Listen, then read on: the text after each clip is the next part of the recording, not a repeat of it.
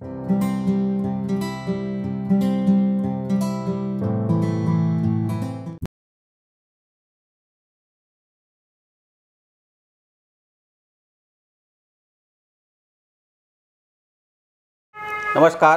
गोपाळ कुलकर्णी माध्यम वृत्तसेवामध्ये आपलं मनापासून स्वागत करतो.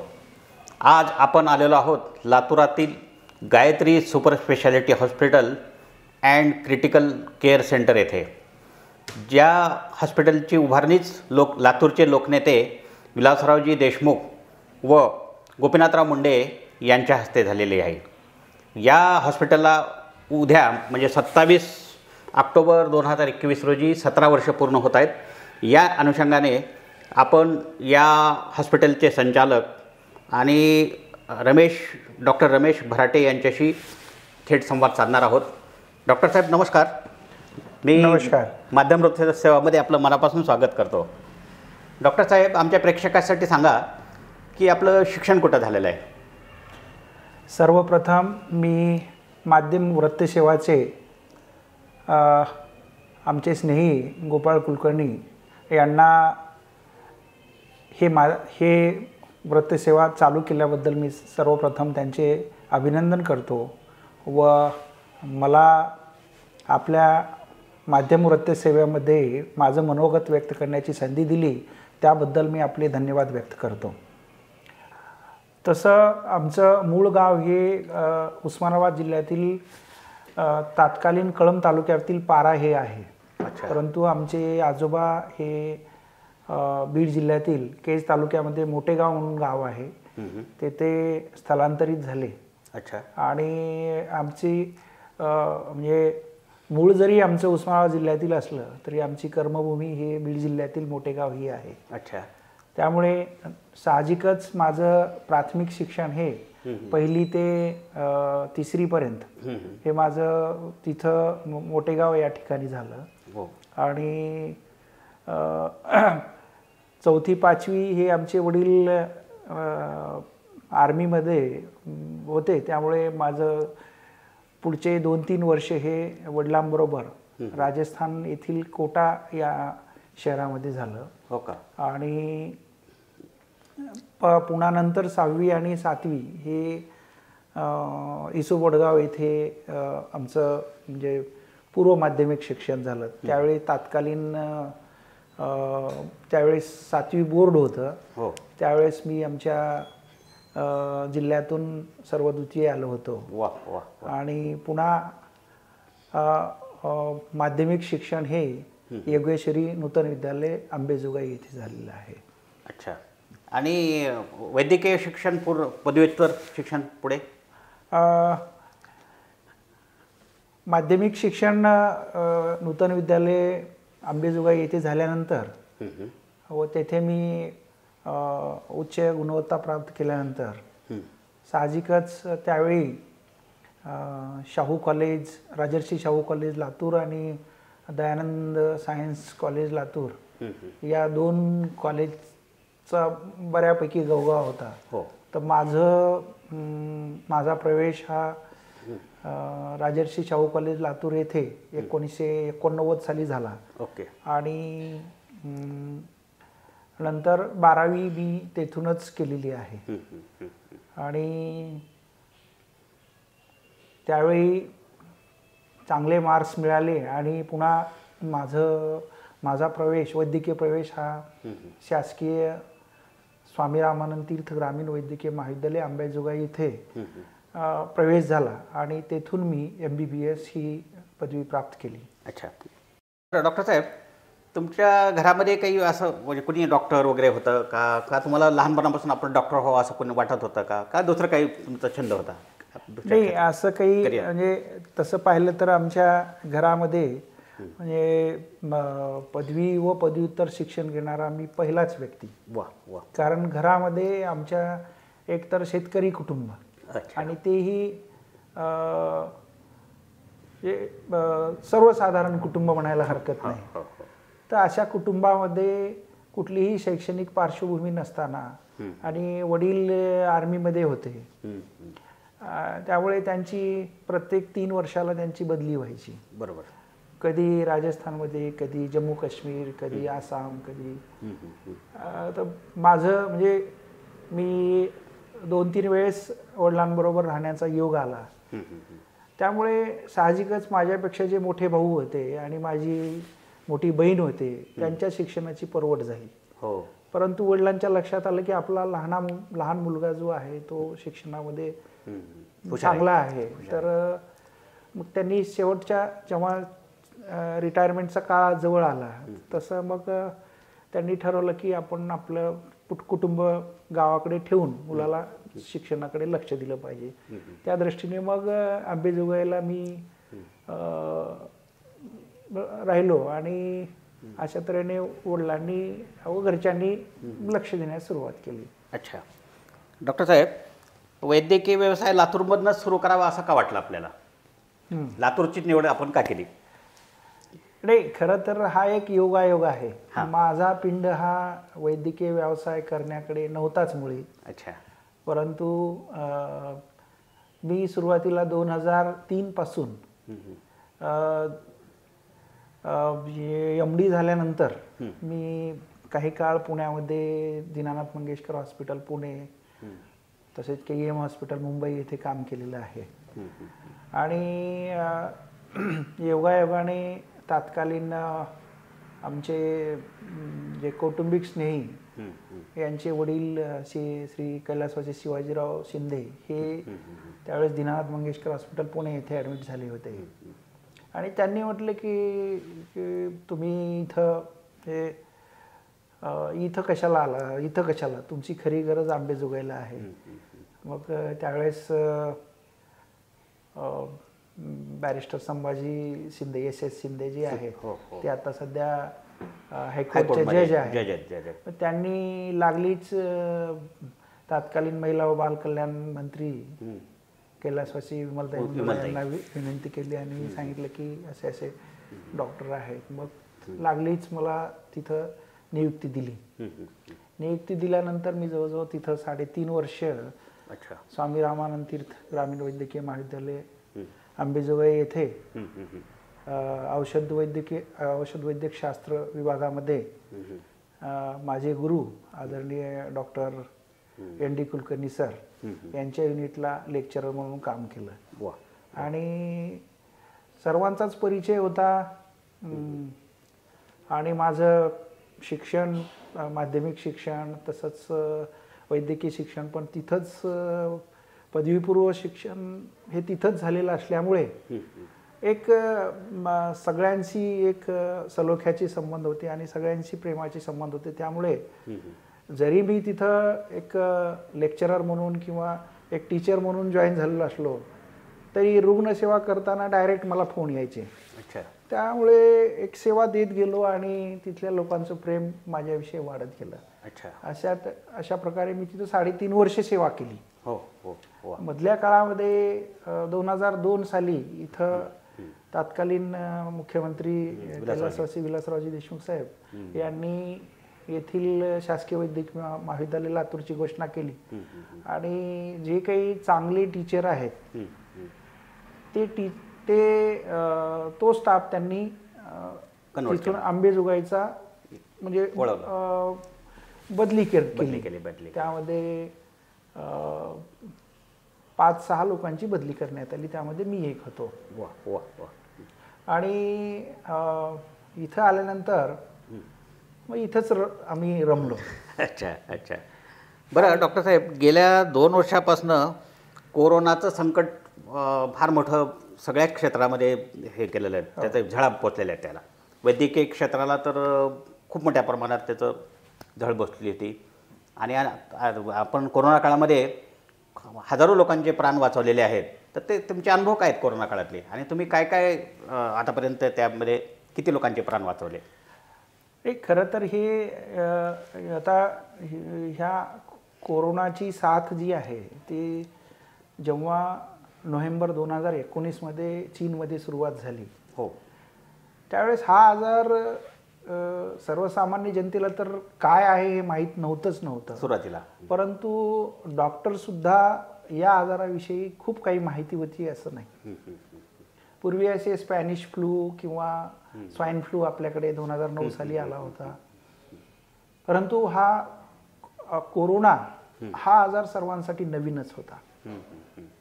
आणि सुरुवातीला असं वाटलं होतं की हा आजार फक्त चीन पुरताच मर्यादित राहील, त्यामुळे आपणही काही एवढे त्याविषयी गांभीर्य घेतलं नाही आणि लक्षात पण आलं नाही त्यावेळेस. आणि बघता बघता जानेवारी 2020 मध्ये आपल्याकडे पहिली केस सापडली आणि हळूहळू मग आपल्या पूर्ण देशामध्येच हा आजार वाढत गेला.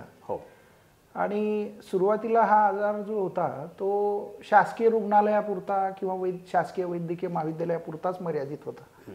तेव्हा असं काही वाटलं नव्हतं की पूर्ण लोकांमध्ये हा आजार वाढेल आणि त्याचं गांभीर्य इतकं वाढेल. जसे जसे केसेस वाढत चालल्या, शासकीय रुग्णालयामधील खाटांची संख्या कमी पडत गेली आणि मग शासनाने आणि संबंधित अथॉरिटीने विनंती केली की आपण किंवा यामध्ये ही जागतिक महामारी आहे आणि खाजगी वैद्यकीय व्यावसायिकांनी पण त्याच्यात हे करायला पाहिजे, सहभाग नोंदवला पाहिजे. त्यावेळेसचे तत्कालीन आमचे IMAचे अध्यक्ष डॉक्टर विश्वास कुलकर्णी असतील किंवा डॉक्टर अजय जाधव आहेत आणि मी पण माझे अध्यक्ष होतो. तुम्ही IMAचे होतात. तर एक मीटिंग बोलावली. मला आठवतंय 15 जुलै 2020 साली वैद्यकीय शिक्षण मंत्री व आपले पालकमंत्री अमित भैया देशमुख यांच्या अध्यक्षतेखाली जिल्हाधिकारी येथे त्यावेळेस तत्कालीन जिल्हाधिकारी जी श्रीकांत सर होते, त्यांच्या त्याच्यानुसार मीटिंग झाली आणि त्या मीटिंगमध्ये आवाहन केलं की आपल्या येथील रुग्ण हे सगळे सोलापूर, पुणे, मुंबई इथे जात आहेत आणि लोकांचं म्हणजे नुकसान होत आहे. तर अशा वेळेला आपण पण आपल्या येथील रुग्णालय चांगल्या प्रतीचे आहेत आणि आपण सगळ्यांनी एक आव्हान म्हणून स्वीकारलं पाहिजे आणि डॉक्टरांनीच जर असं घाबरलं तर मग बाकी जनतेमध्ये चुकीचा संदेश जाईल. बरोबर. मग आम्हाला काही होतंय का, यांचं काय कसं होतंय किंवा काय यांना काही त्रास तर होत नाही ना, हे बघून मग नंतर पुढे 2 महिन्यानंतर बाकीचे इतर हॉस्पिटल हे जॉईन झाले. सगळेच घाबरून गेले आणि बघत चांगला रिस्पॉन्स भेटला आणि पहिली साथ जी आहे किंवा पहिली वेव जी आहे ही बऱ्याच अंशी रुग्णांचे प्राण वाचवण्यासाठी म्हणजे सहकार्य झालं.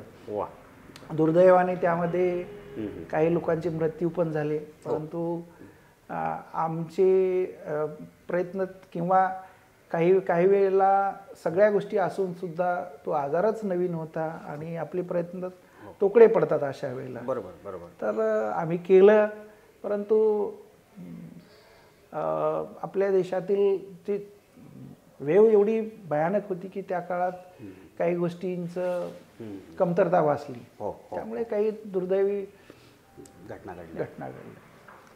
खरं पाहता मित्रांनो की डॉक्टर हा देवदूत समजला जातो डॉक्टरला, आणि डॉक्टर व्यवसायामध्ये असणारे लोक काम करतात ते रुग्णांचे प्राण वाचवण्यासाठी आटोकाट प्रयत्न करत असतात. तर डॉक्टर रमेश भराडे यांनी कोरोना काळामध्ये आपल्या जीवाची पर्वा न करता रुग्णांना नीट करण्यासाठी, त्यांची प्राण वाचवण्यासाठी खूप मोठं मोलाचं कार्य केलं आहे. खरं त्यामुळं त्यांचं करावं तेवढं कौतुक कमीच आहे. डॉक्टर साहेब, या कोरोना काळामध्ये काही तुम्हाला पहिल्या लाटेमध्ये काही असे म्हणजे अनुभव काही आले का की जे विसरू शकत नाही तुम्ही? कटू आले असतील, चांगले आले असतील, ते दोन्ही सांगा. सुरुवातीलाच मी सांगितलं की 15 जुलैला मीटिंग झाली आणि 17 जुलै 2020 पासून आपण रुग्णालय चालू केलं. ज्या दिवशी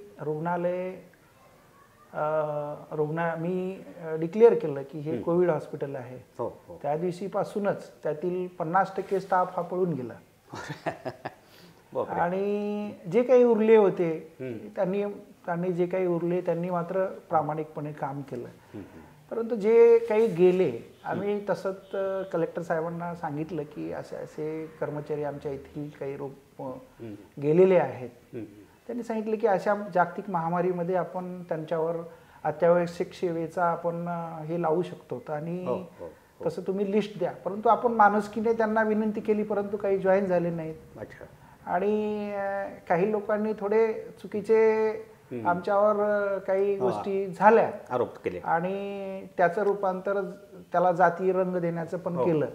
हे डॉक्टरांच्या आयुष्यामध्ये हा एक दुर्दैवी हे असतो. डॉक्टर कधीच कुठल्या नसतो ना रुग्णाची जात विचारतो ना त्या कर्मचाऱ्याची जात विचारतो. परंतु सांगायला अतिशय वाईट वाटतं की आम्ही उपचार करत असताना माहित सुद्धा नसतं की तुम्ही कोण कुठला आहे. बरोबर आहे, बरोबर आहे. असे येत असतात.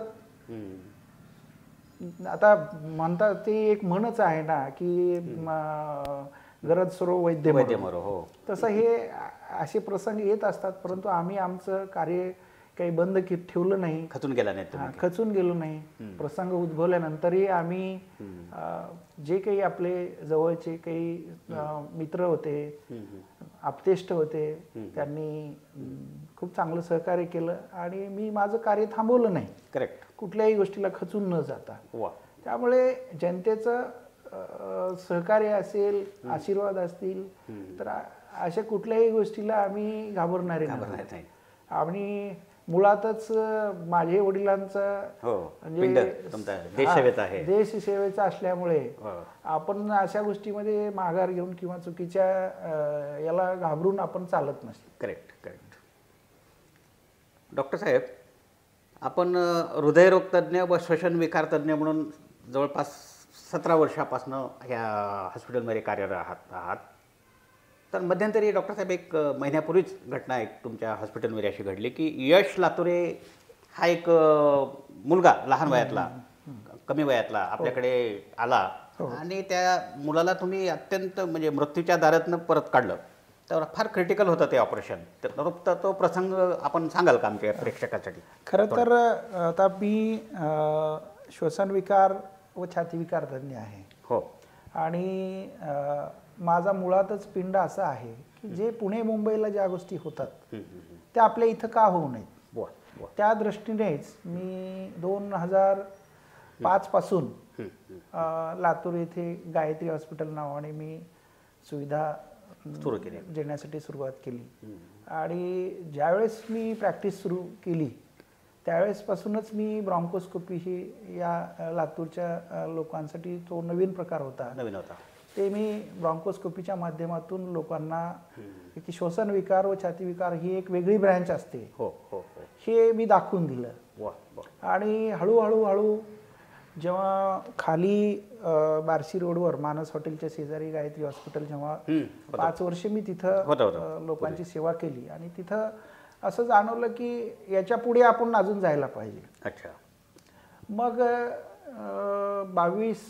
27 ऑक्टोबर 2011 रोजी तत्कालीन लोकनेते कैलासवासी विलासरावजी देशमुख साहेब आणि गोपीनाथरावजी मुंडे साहेब यांच्या उपस्थितीमध्ये गुरुवर्य बोधले महाराज आणि चाकरवाडीकर महाराज यांच्या आशीर्वादाने आपण हे हॉस्पिटल उभारणी केली. अच्छा. आता या हॉस्पिटलमध्ये तिथं ज्या काही मला त्रुटी जाणवल्या मग त्या स्पेशल रूमच्या माध्यमातून असतील किंवा काही अत्याधुनिक यंत्रसामुग्री असेल त्या त्रुटी मी इथं पूर्ण करण्याचा प्रयत्न केलेला आहे. खऱ्या अर्थानं मी सुसज्ज हॉस्पिटल उभा करायचा प्रयत्न केला. सुसज्ज श्वसनविकार उपचार केंद्र आपण सुरू केलेलं आहे. अच्छा. आता इथं पाहिलं तर ग्राउंड फ्लोअरला कन्सल्टिंग रूम आहे, पल्मनरी फंक्शन टेस्ट आहे, ट्रेडमिल टेस्ट आहे. त्याच्यानंतर म्हणजे जे स्पेशल स्कॅन मशीन आहे की ज्याच्यामुळे कुठल्याही पेशंटचा बेसल मेटाबॉलिक इंडेक्स, त्याचं वजन, उंची, ऑक्सिजनचं प्रमाण, कॅल्शियम प्रमाण हे सगळं म्हणजे न तपासणी करता आपोआप कळून जातं. फार्मसी ग्राउंड फ्लोअरलाच आहे. नंतर 24 तास पॅथॉलॉजी लॅब आहे, डिजिटल एक्सरे मशीन आहे बाकी सगळ्या सुविधा ज्या काही OPD साठी लागणाऱ्या एकाच फ्लोअरवर आहेत. अच्छा. आणि पहिल्या मजल्यावर ऑपरेशन थिएटर आहे, सर्जिकल ICU आणि इंटेन्सिव्ह केअर युनिट म्हणजे अतिदक्षता विभाग आहे. हो हो. एकूण 12 बेडचा ICU आहे. अच्छा. Operation theatre, major operation theatre आहे. बरं. त्यामध्ये ब्रॉन्कोस्कोपी, थोरॅकोस्कोपी, ज्या काही मी प्रोसिजर करतो त्या आपण रुटीन याच्यानुसार आपण करत असतो. आणि दुसऱ्या मजल्यावर लोकांना असं वाटू नये की हॉस्पिटल फक्त VIP लोकांसाठीच आहे किंवा चुकीचा संदेश जाऊ नये म्हणून आपण एक स्टेप डाऊन युनिट, ज्या रुग्णांची आर्थिक क्षमता थोडं अशा रुग्णांना आपण तिथे 10 बेडचं ऑक्सिजन सहित आपण केलेलं आहे तिथं. आणि त्या रुग्णांना आपण तिथं पण ICU सारखीच सुविधा आहे, परंतु कमी याच्यामध्ये करतो. त्याच्याबरोबर semi special room, special room आहेत आणि डिलक्स रूम, अशा प्रकारची आपण सुविधा देत आहोत. त्याच्यानंतर स्लीप स्टडी रूम आहे, जे की जे रुग्ण झोपेमध्ये घोरतात. अच्छा. हा, आणि घोरण्याचं जे प्रकार जे वेगवेगळे आहेत, का घोरतात हे याचं निदान करून त्याच्यावर उपचार सुद्धा असतात, त्याचं पण निदान आपण इथं करतो. अशा प्रकारे म्हणजे अंडर वन रूफ सर्व हृदयरोग, छाती विकार व श्वसन विकाराचं आपण इथं निदान करतो.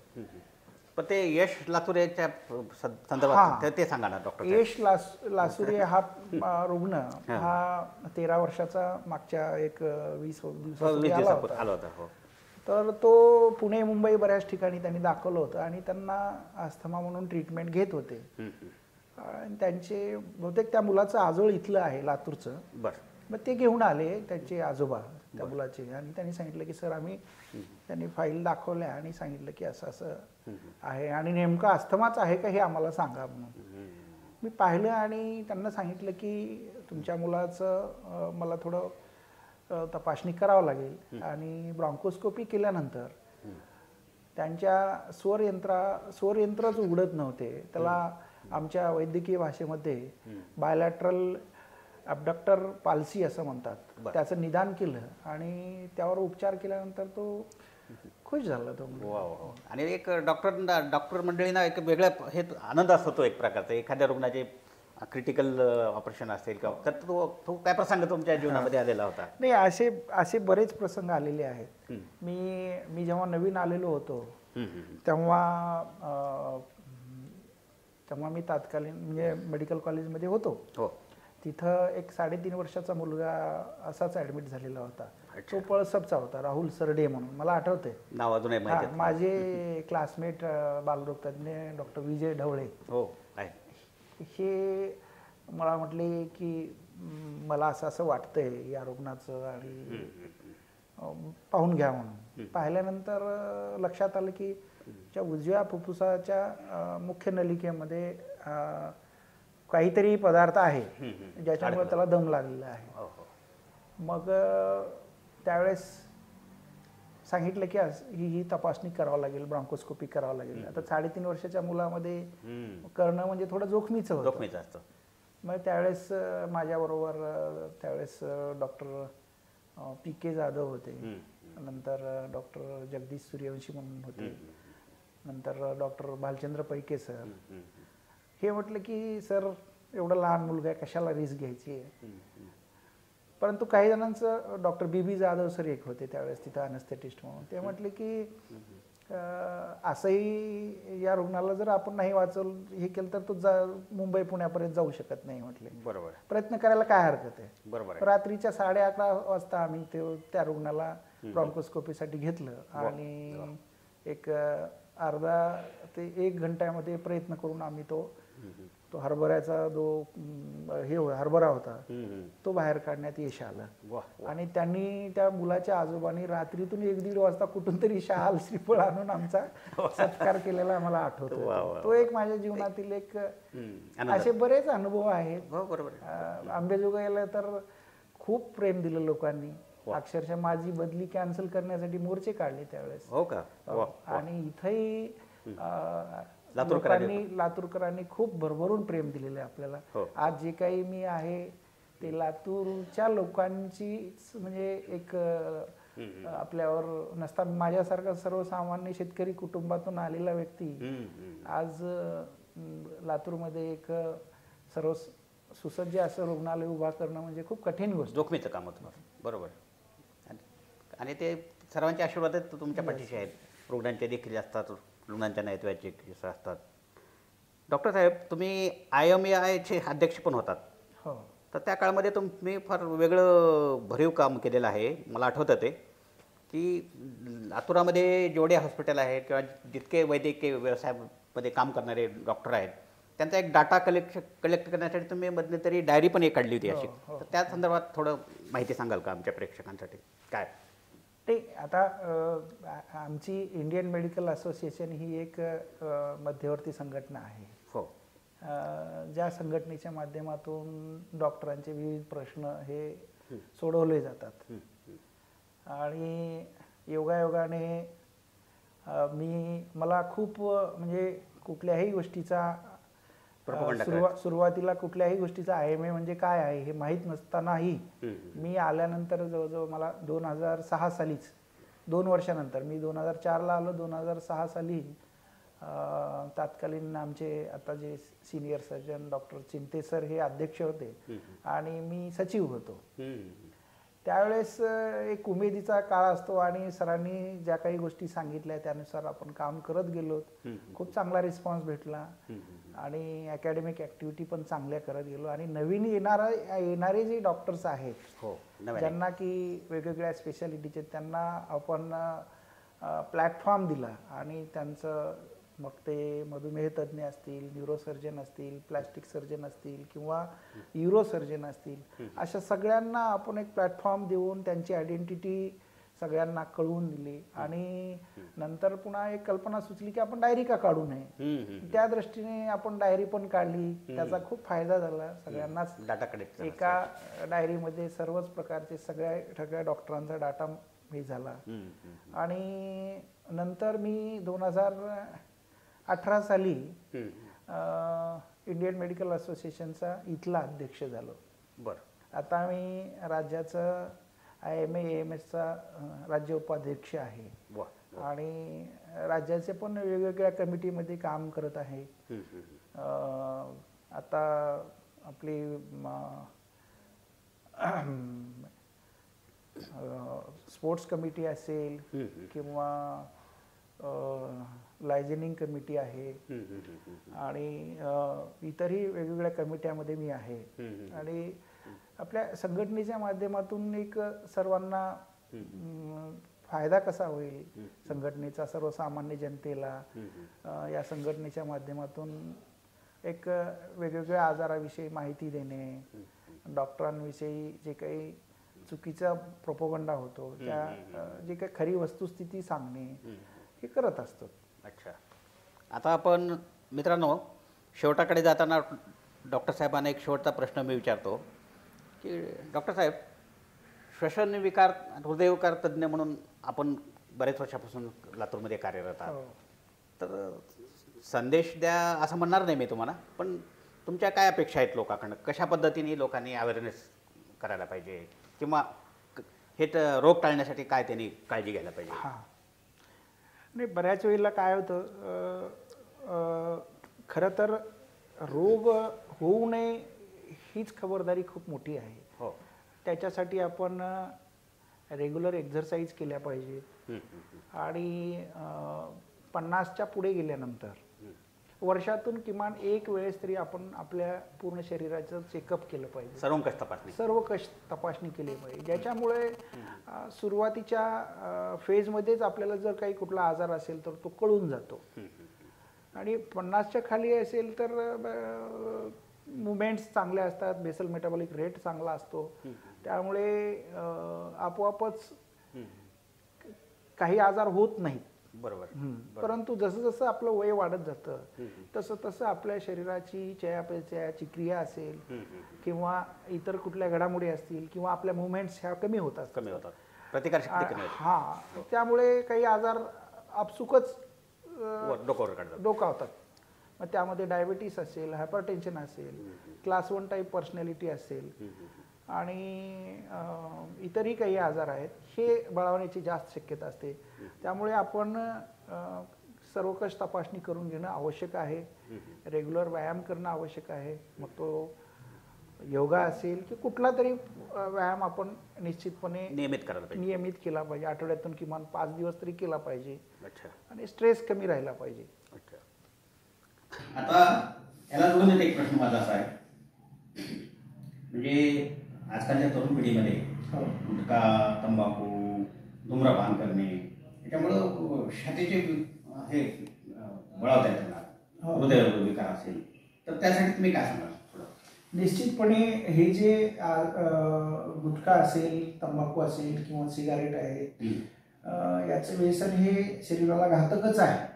आणि यामुळे गुटखा असेल किंवा तंबाखू आहे, यामुळे ओरल कॅन्सर किंवा जठराचे कॅन्सर होण्याची शक्यता जास्त असते. आणि धूम्रपानामुळे फुफ्फुसाचा कॅन्सर आणि दमा किंवा COPD हा आजार होण्याची शक्यता जास्त असते. जे धूम्रपान करत नाही त्यांना पण हा दमा किंवा COPD हा आजार होतो, परंतु यांच्यामध्ये 20 पटीने जास्त शक्यता असते. जे रुग्ण 10 वर्षापेक्षा जास्त स्मोकिंग करतात त्यांना कॅन्सरची शक्यता जास्त बळावते आणि फुफ्फुसाची कार्यक्षमता पण हळूहळू कमी होत जाते. तर अशा व्यक्तींनी अशा व्यसनापासून दूर राहणं हे काळाची गरज आहे, जेणेकरून हे दुर्धर आजार होणार नाही. डॉक्टर साहेबांनी आपला वेळात वेळ काढून आमच्या चॅनलसाठी बहुमूल्य अशी माहिती दिली आहे. याबद्दल मी माध्यम नृत्य सेवेतर्फे डॉक्टर रमेश बराटे यांचे मनापासून आभार मानतो. धन्यवाद डॉक्टर साहेब. थँक्यू. सर्वांना दिवाळीच्या हार्दिक शुभेच्छा. मित्रांनो, हा व्हिडिओ आपल्याला कसा वाटला आमच्या कॉमेंट्स बॉक्समध्ये आपण आपल्या प्रतिक्रिया जरूर नोंदवा. कॅमेरामन ईश्वर देशमुखसह मी गोपाळ कुलकर्णी, माध्यम नृत्य सेवा. माध्यम नृत्य या चॅनलला लाईक, शेअर आणि सबस्क्राईब करा.